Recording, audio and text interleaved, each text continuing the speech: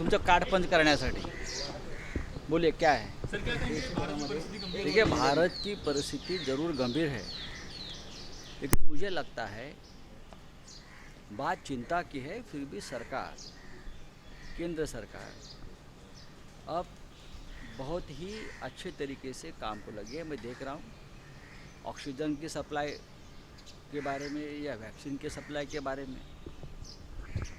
जब ये इस प्रकार की गंभीर स्थिति इटली में थी, यूरोप में भी थी फर्स्ट वेव में, यूएस में थी फर्स्ट वेव में, चाइना में थी फर्स्ट वेव में। हम फर्स्ट वेव से के साथ अच्छी जंग किया है। अब सेकंड वेव में थोड़ी सी गड़बड़ हुई है, जैसे प्रधानमंत्री ने कहा, लेकिन अब परिस्थिति नियंत्रण में आने की कोशिश चल रही।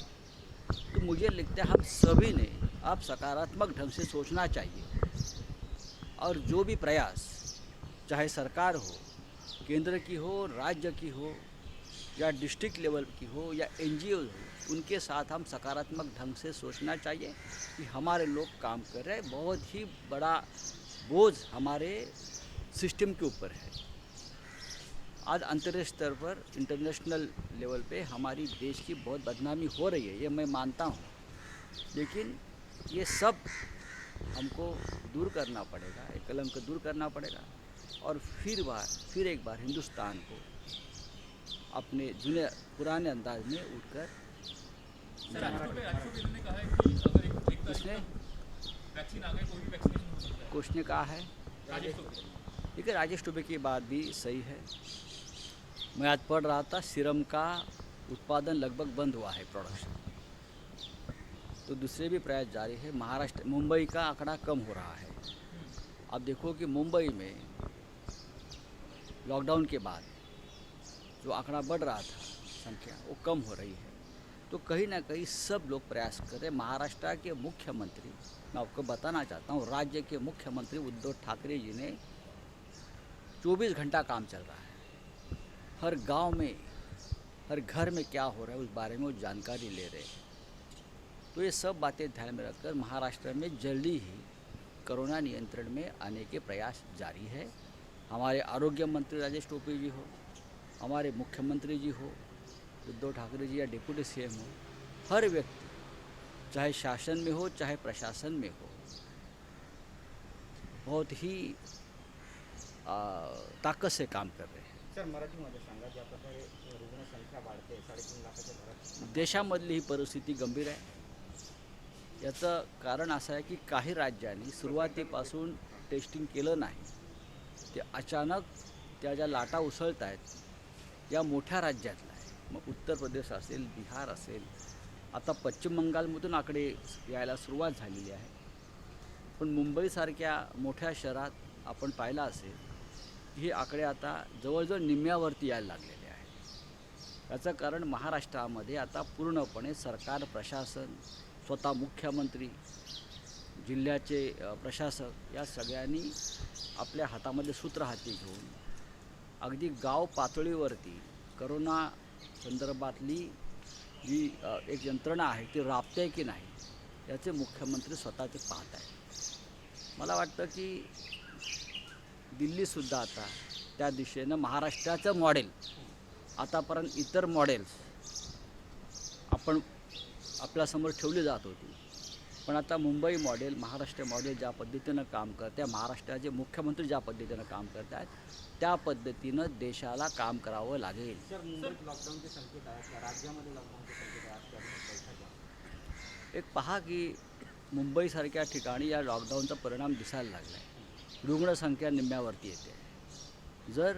ही रुग्णसंख्या कमी होत असेल, संक्रमण कमी होत असेल, तर काही कठोर निर्बंध सरकारने घेतले तर आपण सरकारला पाठिंबा दिला पाहिजे। सर प्रियंका गांधी इन्होंने कहा है कि योगी आदित्यनाथ यूपी में जो मृत्यु के आंकड़े हैं वो छुपा रहे हैं। देखिए, प्रियंका गांधी उत्तर प्रदेश की प्रभारी है।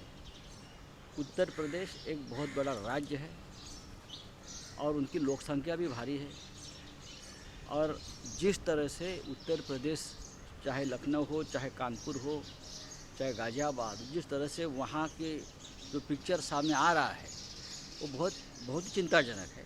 लेकिन उसका ऊपर टिक्का टिप्पणी करने से हम सब मिलकर उत्तर प्रदेश जैसे राज्य को भी क्या मदद कर सकते हैं, ये हमको देखना पड़ेगा.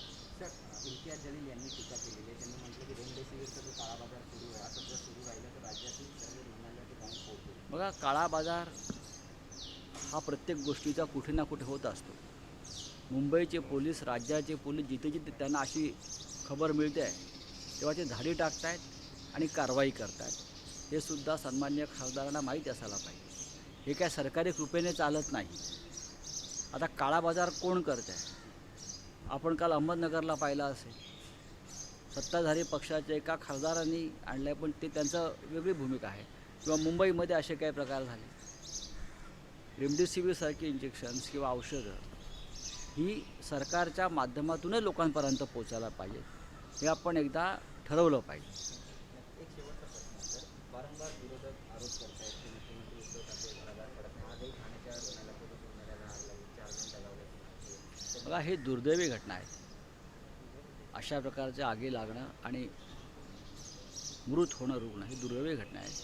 पण महाराष्ट्राचे मुख्यमंत्री यांनी राज्याची सूत्र करोना संदर्भातली आपल्या हातात ठेवून सतत त्यांच्या बैठका, सूचना देणं, ऑक्सिजनविषयी, इंजेक्शन्सविषयी, लशीविषयी, आरोग्य यंत्रणेविषयी ते एका जागेवर बसून काम करण्याचीच संकटकाळी, युद्धकाळी पद्धत असते.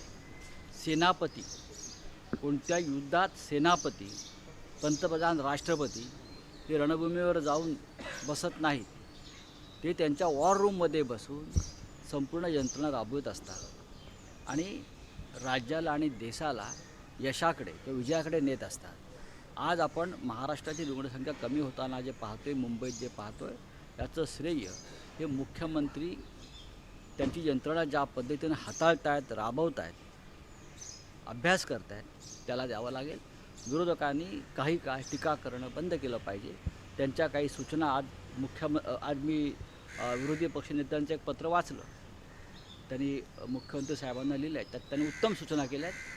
त्या सूचना नक्की मुख्यमंत्री पाहतील. एक शेवटचा प्रश्न आहे सर, ज्या प्रकारे कोरोना रुग्णसंख्या वाढते, भारत देश किती वर्ष मागे जाईल असं वाटतं? भारत देश आधीच 20 वर्ष मागे गेला, किमान 20 वर्ष मागे गेला. तो पुढे किती गेला होता गेल्या 5-10 वर्षात मला माहीत नाही. पण या सगळ्या याच्यामध्ये देशाची अर्थव्यवस्था, देशाच्या इतर व्यवस्था, सामाजिक, राजकीय, या सगळ्या व्यवस्था कोसळून गेलेल्या आहेत. फक्त माणसाला जगता कसं येईल, जिवंत कसा राहता येईल, या अस्तित्वाचा संघर्ष सुरू आहे. आपण खूप मागे गेलो आहे आणि आपल्याला उभं राहण्यासाठी फार मोठा संघर्ष करावा लागेल.